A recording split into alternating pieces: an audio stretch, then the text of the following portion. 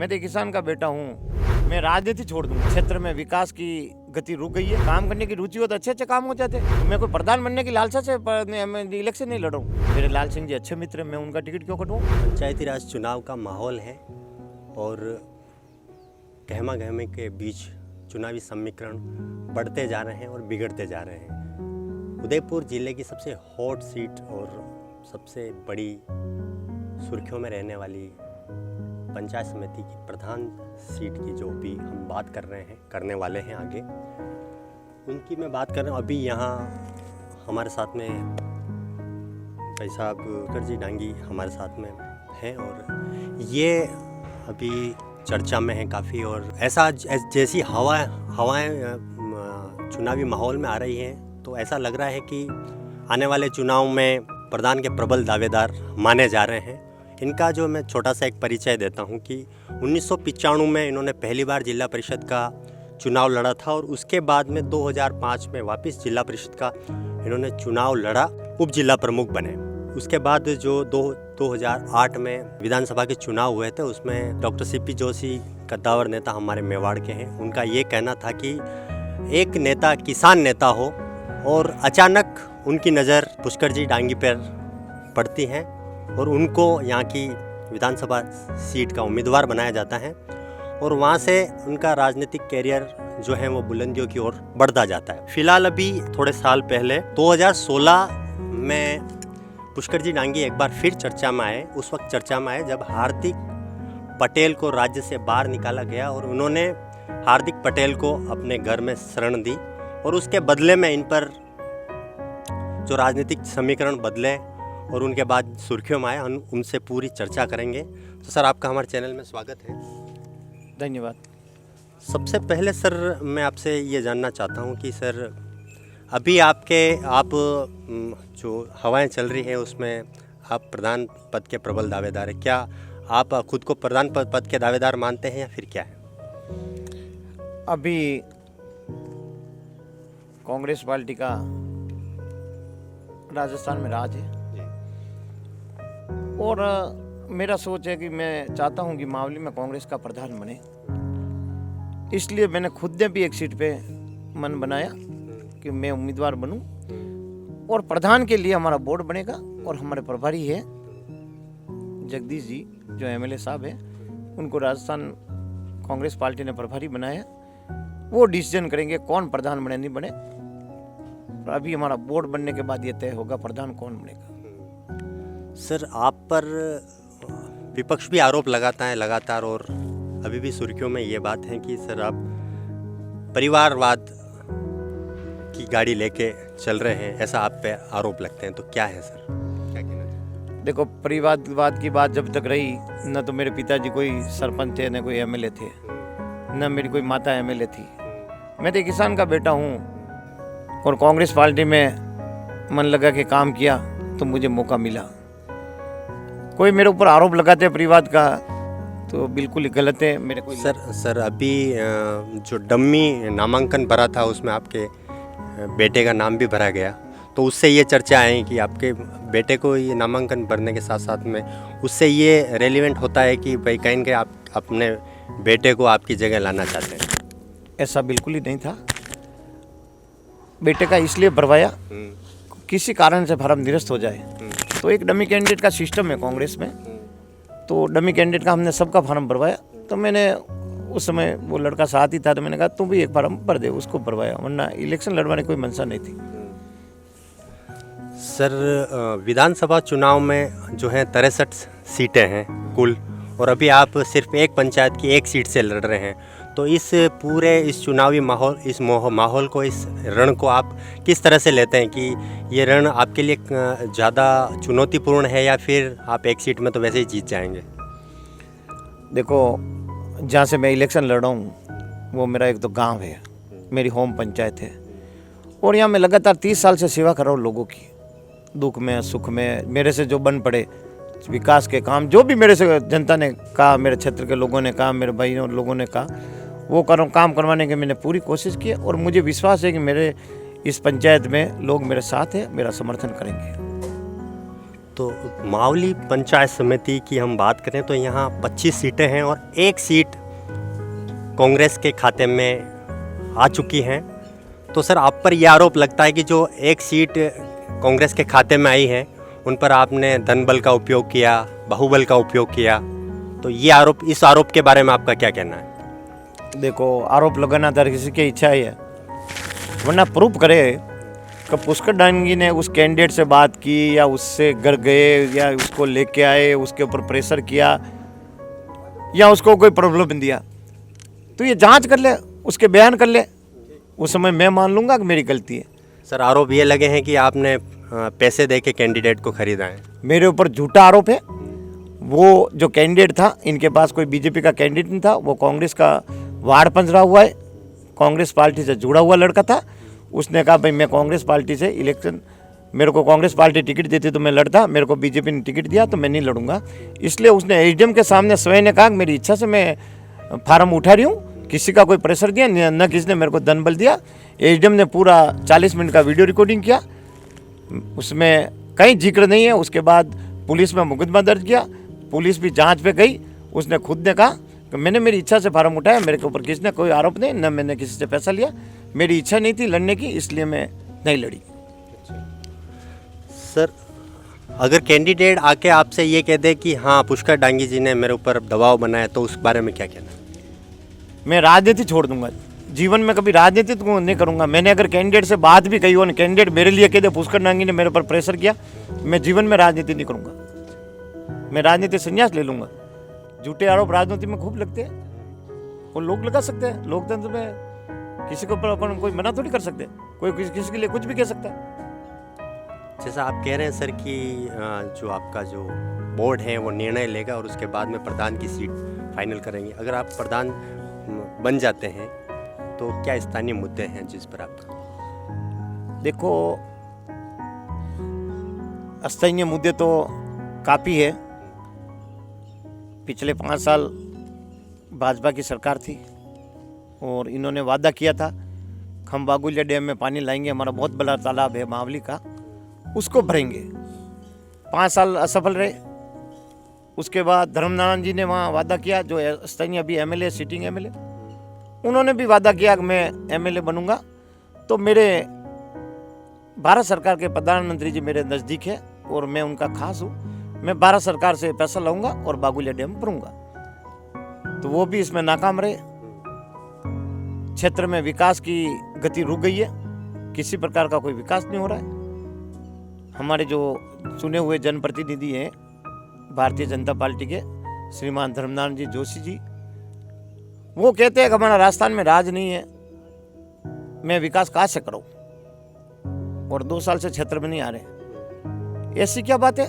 राज कांग्रेस का हो या बीजेपी का, विकास तो सबको मिलता है। आज 2 करोड़ उनको नहीं मिलता क्या? राज विधायक बंद का सब पैसा मिल रहा है। काम करने की रुचि हो तो अच्छे अच्छे काम हो जाते, पर वो इंटरेस्ट ही नहीं है उनको विकास करवाने का। तो जो मावली में रिकमेंड है लोगों की, जो काम है, मैं आज आ रहा हुआ एमएलए हूँ तो भी मैं लोगों का सबका काम करूँ। मेरे पास किसी पार्टी का कोई आदमी आए उसको नाराज करके मैंने नहीं भेजा। हर आदमी का कोशिश की उसको संतुष्ट होके जावे, उसका काम होवे। मेरे से नाराज होगा तो मेरे से कब जुड़ेगा? मैं काम करूंगा जब जुड़ेगा। मैंने पूरी कोशिश की और मेरी इच्छा है आने वाले टाइम पे अगर मेरे को कोई मौका मिला तो मैं मावली में अच्छे विकास करवाने की कोशिश करूँगा। ये मेरे दिल की इच्छा है। सर एक आरोप ये भी लगते हैं और एक ये हवा ये भी है कि विधायक, आप पूर्व विधायक भी रहे, तो अब सर क्या नौबत आई कि आपको प्रधान की कुर्सी का एक मोह लग गया और आपको चुनाव ये लड़ना पड़ा? बिल्कुल ही मेरी इच्छा नहीं थी लड़ने की। मावली के सब कांग्रेस के कार्यकर्ता आए, भाई बोर्ड बनाना है तो आपको इलेक्शन लड़ना पड़ेगा। मैंने मना कर दी, बिल्कुल ही मैं नहीं लड़ूंगा, मेरे कार्यकर्ता लड़ो। सब लोगों ने जीत गई, नहीं आप नहीं लड़ो तो मैंने कहा भाई मैं लड़ूं, आप कह रहे हो तो मैं कोई प्रधान बनने की लालसा से इलेक्शन नहीं लड़ूं। कांग्रेस का प्रधान बनाने के लिए मैं इलेक्शन लड़ूं। मेरी इच्छा ये, कांग्रेस का प्रधान बनेगा, राज है कांग्रेस का, हम अच्छा विकास कराएंगे, लोगों के दुख दर्द में खड़े रहेंगे और उनके जो भी काम है उनको निपटाने की कोशिश करेंगे। सर इसके बाद जो विधानसभा के चुनाव आएंगे उसमें कार्यकर्ता फिर ये कहेंगे कि आपको विधानसभा के चुनाव लड़ना है, तो फिर क्या करेंगे सर? आने वाले टाइम पर अगर विधानसभा के चुनाव आएंगे तो कार्यकर्ताओं को कहेंगे ना, आप टिकट मांगो, टिकट लाओ, मैं साथ हूँ। पर मेरा एक मुद्दा है, मैं हमेशा से अस्थायी आदमी के मुद्दे पर तैयार हूँ। मावली का लोकल होगा, उसका पूरा साथ देंगे, बाहरी कैंडिडेट को नहीं अपनाएंगे। मेरा एक लक्ष्य है। वरना मेरे मावली को लोगों को मैं कह रहा हूँ, आप टिकट मांगो, टिकट लाओ, मैं आपका साथ दूंगा। मैं 3 बार इलेक्शन लड़ लिया, मेरे को लड़ना जरूरी नहीं है। आप लोग टिकट लाओ, आप लड़ो, मैं आपका साथ दूंगा। आप कह रहे हैं सर टिकट लाओ और लड़ो। टिकट लाते हैं तो ऐसा कहते हैं, लोग कहते हैं कि आप कटवा देते हो। जैसे हार्दिक पटेल के साथ में आपकी नज़दीकियाँ थी, तो आपके साथ में हार्दिक पटेल आपके घर पे रुके थे पिछली बार जब गुजरात उन्होंने राज्य से बाहर आए। लाल सिंह झाला को यहाँ से देहात जिलाध्यक्ष को यहाँ चुनाव के लिए पार्टी ने कुंभलगढ़ से यहाँ भेजा, तो लोग कहते हैं कि भाई आपने टिकट कटवा दिया। आप टिकट देते हैं तो कटवा देते हैं, और ऐसा, तो उस बारे में क्या कहना है? देखो, मैंने तो किसी का टिकट कटवाया न मैंने किसी को टिकट दिलवाया। मेरी योग्यता थी, पार्टी ने समझ के मेरे को वापस टिकट दिया। वरना मेरे लाल सिंह जी अच्छे मित्र हैं, मैं उनका टिकट क्यों कटवाऊँ? पार्टी ने टिकट दिया, वो लड़े, मैं उनके साथ था और मैं साथ देता था। तो फिर सर अचानक से उनका टिकट कट के आपको कैसे मिल गया? वो मेरा कोई डिसीजन नहीं, वो पार्टी हाईकमान जाने, ऊपर की लोग भी जाने। आरोप ये हैं कि सर कि हार्दिक पटेल और आप दिल्ली गए थे और वहाँ पे आला कमान से प्रेशर डाल के आपने वो टिकट कटवाया और वो आपके नाम। देखो, टिकट की हर आदमी कोशिश करता है, मिलना नहीं मिलना ये पार्टी का डिसीजन है। हर व्यक्ति कोशिश करता है टिकट लाऊं, मैं इलेक्शन लड़ूं। अब ठीक है, हाईकमान ने क्या फैसला लिया वो हाईकमान जाने। मेरे को कांग्रेस पार्टी ने टिकट दिया, मैं इलेक्शन लड़ा, हार गया, ठीक है, जनता का फैसला स्वीकार है। सर विपक्ष का एक ये आरोप भी लगता है कि सर काम जो है, काम तो पुष्कर जी ही करवाएंगे। भाजपा करवाना चाहती है लेकिन पुष्कर जी टांग अड़ा देते हैं, इसमें आपका क्या कहना है? अगर भाजपा एक भी काम के लिए प्रूफ कर दे कि पुष्कर डांगी ने ये काम हो रहा ना, उसमें वो पुष्कर डांगी बाधक बना, तो जो विधि विधान से दंड मिले मैं स्वीकार करता हूँ। अगर मेरे ऊपर ऐसा किसी काम के लिए नहीं हो, प्रशासनिक दृष्टि से, सामाजिक दृष्टि से, कैसा भी कोई भी काम के लिए मैं कभी मना नहीं करता। मेरी सोच हमेशा पॉजिटिव रहती है कि क्षेत्र का विकास हो, चाहे मैं कराऊँ, चाहे भाजपा कराए, चाहे बसपा कराए, चाहे कॉमरेड कराए, कोई भी पार्टी कराए। हमारे मावली विधानसभा क्षेत्र का समूह विकास होगा तो हमारे लोग खुश रहेंगे। राजनीति को आप किस नज़रिए से लेते हैं? आपके जीवन में राजनीति का क्या मायना है, क्या लक्ष्य है? देखो, राजनीति हर व्यक्ति इच्छा करता है राजनीति करूं मैं। राजनीति में उतार चढ़ाव, ऊंच नीच सब आती है, पर एक मन में इच्छा होनी चाहिए कि जिस क्षेत्र से मैं प्रतिनिधित्व कर रहा हूं उस क्षेत्र का अच्छा विकास होए। ये एक आदमी के मन में कल्पना होनी चाहिए, लक्ष्य होना चाहिए कि जिस क्षेत्र से मैं प्रतिनिधित्व कर रहा हूं उस क्षेत्र में अच्छा विकास होए। रिजल्ट कुछ भी आवे, रिजल्ट से नहीं, काम अच्छा होगा तो लोग याद करेंगे। एमएलए पहले भी रहे, लोग भूल क्यों जाते? अच्छा विकास नहीं होता। मैं तीसरी बार इलेक्शन लड़ा, लोग मुझे क्यों याद करें? मैं हर लोगों के दुख दर्द में जाता हूँ, हर व्यक्ति से रिश्ता रखता हूँ, कभी राजनीति दूरियाँ नहीं रखता हूँ। मैंने कभी जीवन में ओछी राजनीति नहीं की, ये इस पार्टी का, इस पार्टी का, ठीक है, विचारधारा है, जिसको इच्छा होगी जिसको वोट देगा। मैंने मेरी लाइफ में कभी ऐसी विचारधारा रखी नहीं कि अगले की मैं कहीं तौहीन करूँ, इसलिए लोग मेरे साथ हैं।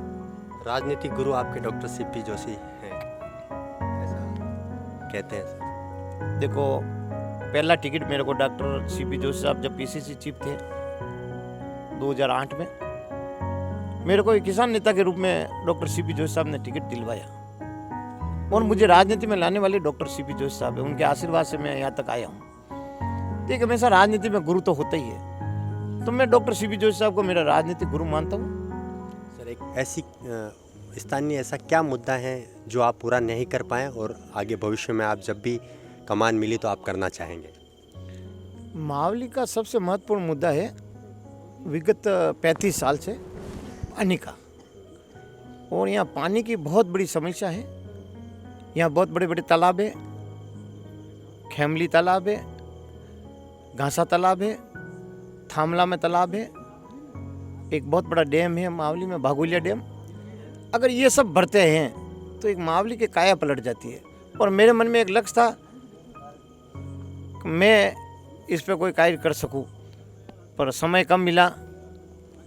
5 साल निकल गए, उसके बाद 10 साल बीजेपी का राज रहा। उन्होंने ये मुद्दा उठाया था, कोशिश उन्होंने की होगी, पर वो सफल नहीं हुए।